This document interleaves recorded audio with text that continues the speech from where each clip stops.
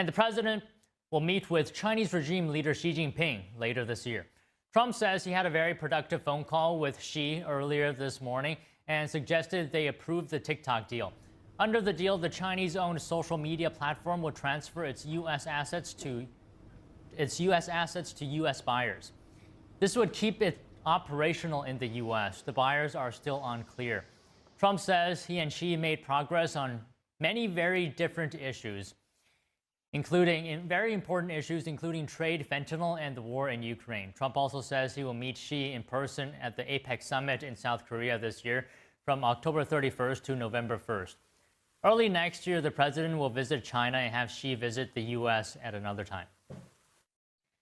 Secretary of Agriculture Brooke Rollins announced a $10 billion deal with Taiwan to buy American farm products over the next 4 years. Rollins took to X to announce what she called a trade win. Rollins said Taiwan would purchase soybeans, corn, wheat, and beef, among other products. The Agriculture Secretary called the deal, quote, a game changer for our farmers and ranchers. America's producers are back on offense and leading the world again. Earlier this week, Senate Foreign Relations Committee Chairman Jim Risch met with Taiwan's Minister of Agriculture.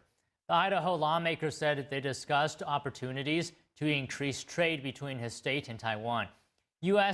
Taiwan is a major buyer of Idaho's agricultural products. During his trip to the UK, President Trump sat down for an interview with Fox News in London. Trump said China and India could put financial pressure on Russia by stopping purchases of Russian oil. That would help lead to an end to the war in Ukraine. Here's the president taking questions from Fox News anchor Martha McCallum. Very disappointed when they say sanctions. I don't mind sanctions, but when I do sanctions and people are buying oil from a person they shouldn't be buying oil from, I saw your post it makes it much different. You said you go first on China. Yeah. You said we're doing sanctions 50% against India because they're the biggest or second biggest buyer of Russian oil. And we did that, and that's a big step. So when you talked to Starmer, did you say, let's get everyone on board? If you guys do sanctions on India and China, then we'll do that too. Well, if they did sanctions as an example, or tariffs, or whatever you want to call it, if they did that on China, I think the war would maybe end because China is by far the biggest purchaser of oil from Russia. The head of Britain's Foreign Intelligence Agency says there's no evidence that Russia's President Putin wants to negotiate peace in Ukraine. The comments came in a speech today by Richard Moore, chief of the Secret Service MI6. Here he is.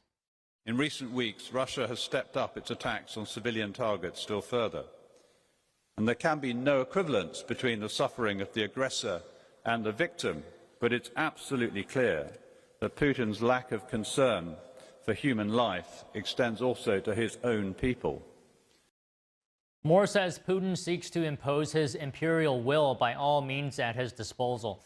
But the spy chief says Russia simply does not have the ability to fully subjugate Ukraine by force. Moore says even if Russia is grinding forward on the battlefield, it is at a snail's pace and at a horrendous cost. Moore says the Russian leader is mortgaging his country's future for his own personal legacy and for what he called a distorted version of history. Moore was speaking at the British consulate in Istanbul after 5 years as head of MI6. He leaves the post at the end of September. A federal judge has